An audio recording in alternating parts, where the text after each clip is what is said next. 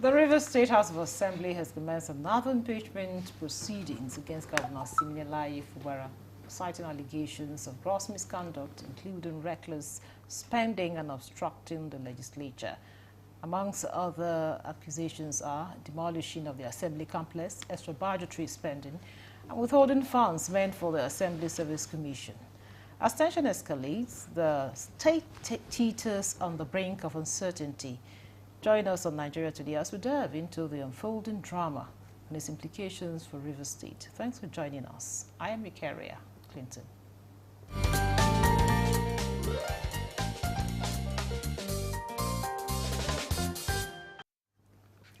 Now, with me in the studio for this to talk about the impeachment, the Rivers State impeachment saga, is Ahmed Abubakar Tanimu. He's a public affairs analyst and a legal practitioner. It's a pleasure to have you in Nigeria Today. Thank you for having me. Now, just to put this conversation in perspective, Tanimu, we've had just at the point where we think peace has returned to Rivers State, and here we are talking about another impeachment proceedings. I don't know, give us, what do you think about this whole thing? What is playing out is politicians at their best. You know, 2027 is just by the corner, and proper electioneering, the permutation starts now. If you want to be the governor, if you want to be the godfather to the governor, you will not wait until end of 2026. You start now. So the game is up, and the handwritings are clearly on the wall. For the governor, Siminalayi Fubara, is a hard battle for him to keep his seat. He has done everything that is needed, but the question that we ask is, has he done enough? And what is enough in this contest? He has moved to APC. We thought with what is obtainable in the political climb, that if you decamp to the APC, all your sins are forgiven, you are a newborn, and but it seems that doesn't apply to Fubara. At a point in time, they wanted to halt his decampment to the ruling party, and we saw the argument between him and the Minister of the FCT, Barrister Wike. He contended that he's the 001, and the other guiding him that there's no 001, that he has to go to his ward, of which we know in the political balance, the governor of the state is the leader of the party. So if you are a governor and you are decamping to another party, you are the leader of that party. But in the case of Fubara, with this impeachment, you can see the genesis coming from it. We thought all they are together, they resolve their differences, but this certain move for the House of Assembly to serve him an impeachment notice, we know all is not well. Before now, we thought it's just a mere equivocation. They are stating statement of facts, their political disposition, but now they are reducing action. They are reducing action towards, they want to take some certain drastic action that will have a very, very significant impact on the 2027 election, both for the governorship and the presidential election. I haven't said that, Tanimu. Talk to us, of course, quite a lot of reasons have been given for this proceeding, for this impeachment proceeding. Now, what are the lawful grounds for impeachment and under the 1999 Constitution as amended? Okay. Section 188 clearly provides all the steps and procedures for impeaching the governor. It's a step-by-step approach. There's what we call gross misconduct, unbefitting of somebody that holds a certain office. You are not expected to violate the Constitution. You are not supposed or expected to be seen conducting an unlawful act. You are not. You are expected to live above board. But the question now is, who determines those grounds? It's not like the criminal law where you say murder, where you say homicide, punishable by death, not punishable by death. There are certain things that you have to, as the mens rea, the actus rea, what is the intention and what is the act. In this kind of situation, it's not the regular offenses that me and you know in the criminal law. This one is completely different. Is within what the House of Assembly members and the committee that will be constituted by the Chief Judge to investigate those allegations. What is key is that allegations have been made.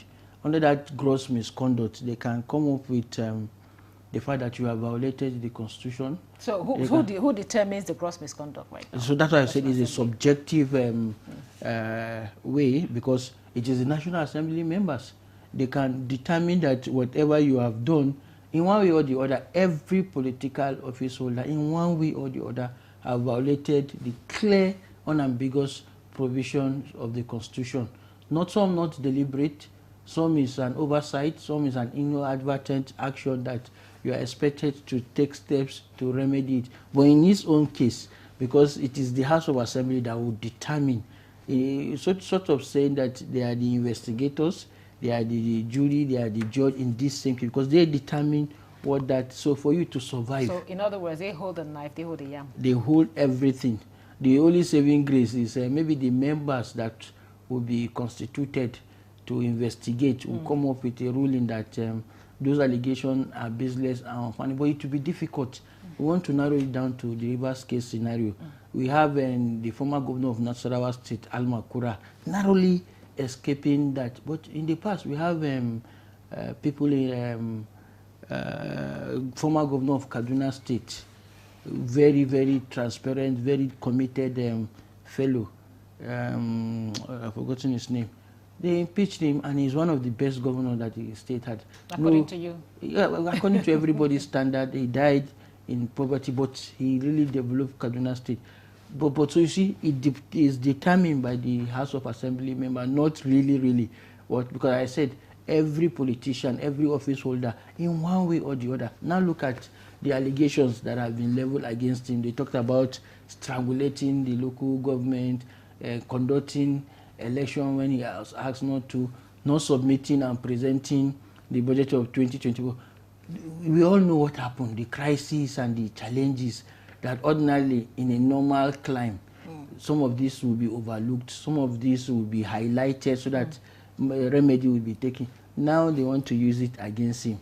And if they are using it against him, if you have a case that the Supreme Court have even ruled, the highest court of the land has said, okay, yes, those local government elections is conducted, we are not properly done, the central bank should not be sending allocation to them. Invariably, none of this making direct reference to the governor, but by implication, they are not telling you that you have done, even the Supreme Court have said you have done something wrong.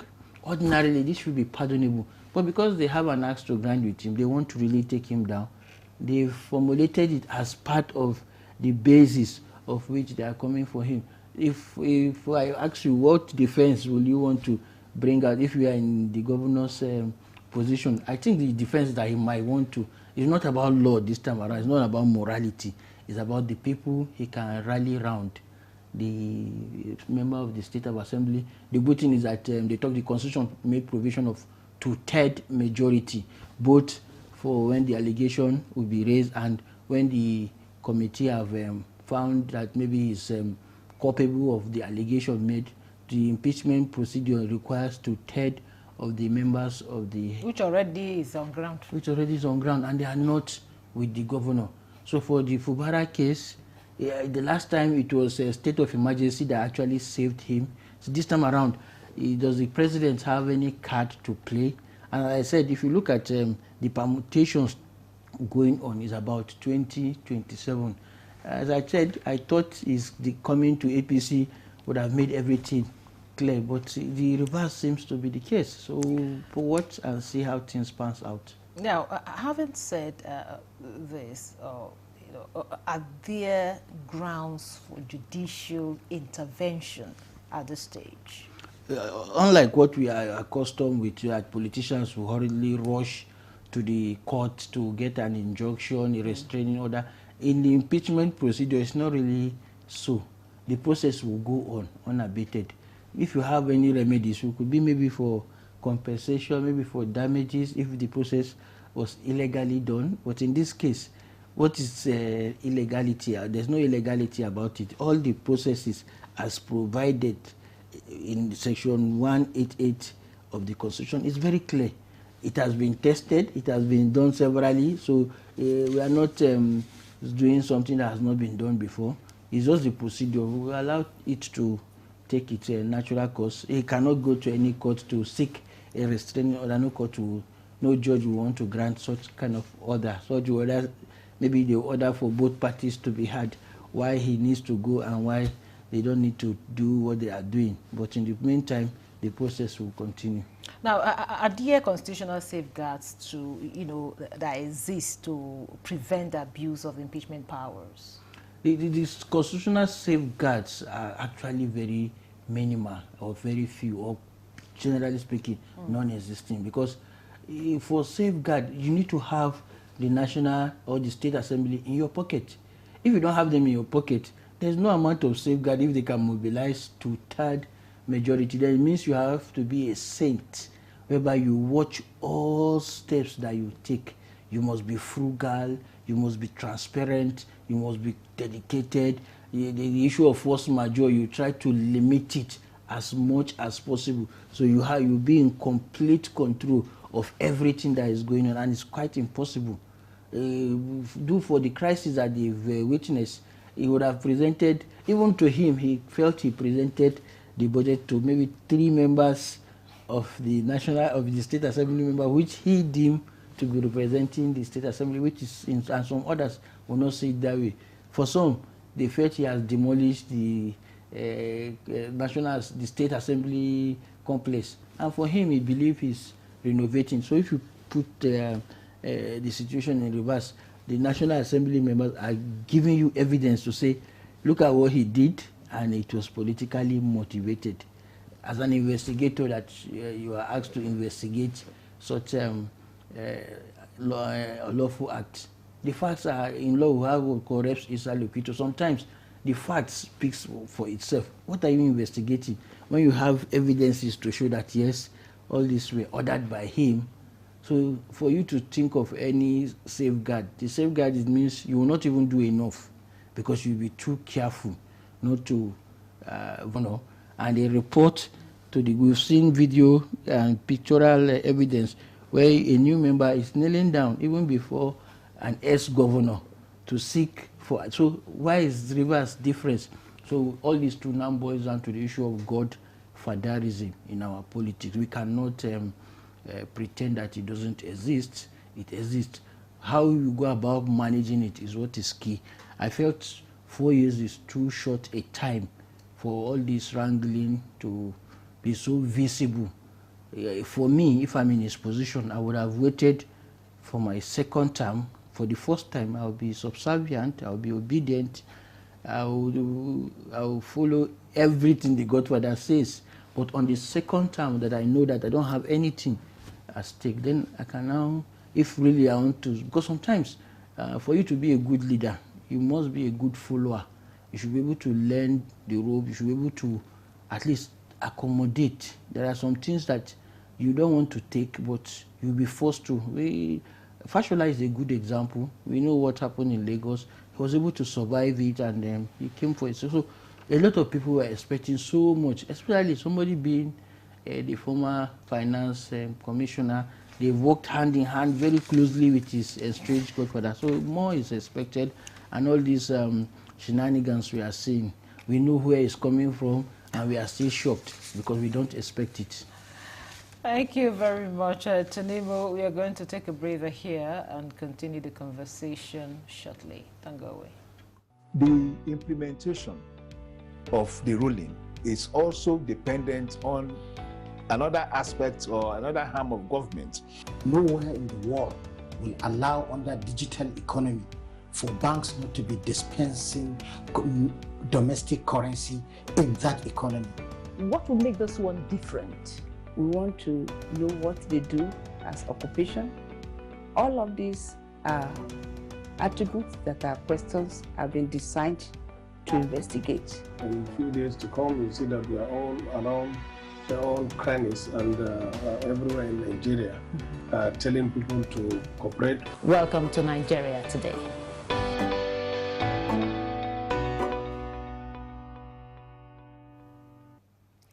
Welcome back. This is still Nigeria Today. We're talking about the Rivers State impeachment saga. And of course, I have a gentleman here in the studio with me. He's a legal practitioner and a public affairs analyst. Now, Tanibo, to what extent does this situation offer for Nigeria's democratic maturity? Because you said quite a lot about, you know, the politics in Rivers State, talking about godfatherism and all of that. For me, it's a minus because by now, we cannot, a democracy that has survived more than 20 years, we cannot say we are Nobel anymore. We should be talking about dividends of democracy. We should be talking about empowering the generality of the largest number of people from each state, each region. We should be talking about physical development, not development that is laced by kickbacks, not development that is not people-oriented, but projects for vested interest. The whole thing equally boils down to who is getting what and who is controlling what. We should live beyond that. A lot of people are going through a lot. Rivers State is blessed. It's one of the richest states. But if you go down to the innermost part, not Port Harcourt, Obiakpo, all those places are close to the city center, people are still suffering. People are still wallowing. The basic necessity of life, a lot of people are lacking. So why all this rancor and acrimony when the majority, the power should be for the benefit of the majority of the people? We don't have that in Rivers State. Rather, it's about vested interest of a very selected minute few. Because this time around, they refuse to agree on the sharing formula. One wants more, and the other felt we don't know that. We don't know about that. No, we were just saying one. We did not mention any name. We don't know about that. It's possible. All of that. We don't know about that. We don't have that fact. We don't have that fact, but it's possible. It's about allocation of resources, allocation of power. It might be. It should be. It should be. It's about allocation of resources, allocation of power, and if there's no consensus at them, you will naturally have this kind of. Now, you know, another concern here is the people of the state. Absolutely. You know, can the state function effectively, you know, amid political uncertainty? No, the state cannot function. If you look at, even if you recall recently, before the emergency rule was called off, Rivers State was without even the State House of Assembly were all suspended. Governors that has to do with representation, the State Assembly members are supposed to represent the yearning and aspiration of the constituents they represent. But for more than almost 6 months, they were nowhere to be found. So governance as a government of Rivers State has really lived below expectations. Because as I said, it's about dividends of democracy. And Riverians, are they all happy with what is going on? And I don't think so. Because what people expect is they want peace, they want a tranquil environment where things will go on smoothly.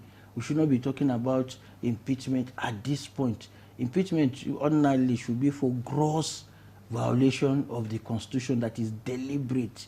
But if you look at what has happened over the years, it still boils down to vested interests. And what are they fighting all about? It's about power and allocation of resources. Majority of the Rivers State people are not completely factored in this equation. You know, you also, just like you rightly said, majority of Rivers people are really not happy about it. But then again, some are like, you know, taking sides because of vested interests. If you are the ones, if some are with the governor, some are with the governor's former godfather, so they will all have their vested interests that they seek to protect. If he's impeached today, definitely somebody, maybe the vice, the deputy, will now be the governor. No, the deputy, because the deputy is also part of the process. It's also affecting the deputy. You're talking about the impeachment process of the governor and the deputy. His deputy. So a new person is coming over, the Speaker of the House, and we all know well this. So I said it's a vested interest. Ordinarily, in some clime, they must say, okay, let's even allow the deputy, maybe because he or she doesn't have full control of what is going on. But now they will use her as a sacrificial lamb. She will equally go to pave way for the permutation. And I said all this has handwriting of 2027 electioneering that could affect both the governorship contest and the presidential election. Now, if you had to say, okay, if you had to proffer, you know, a solution to this problem, what would be your recommendation? My recommendation is that both parties should sit their sword. External forces, particularly maybe the president, he has done it before now. He can still do it again and call both parties, because if you have two major blocs and there is a crisis, the best thing is to call them individually, look at what they are misgiving, and bring them together. And we don't want all this crisis, all this rancor. We have better things to do. We are just starting the year.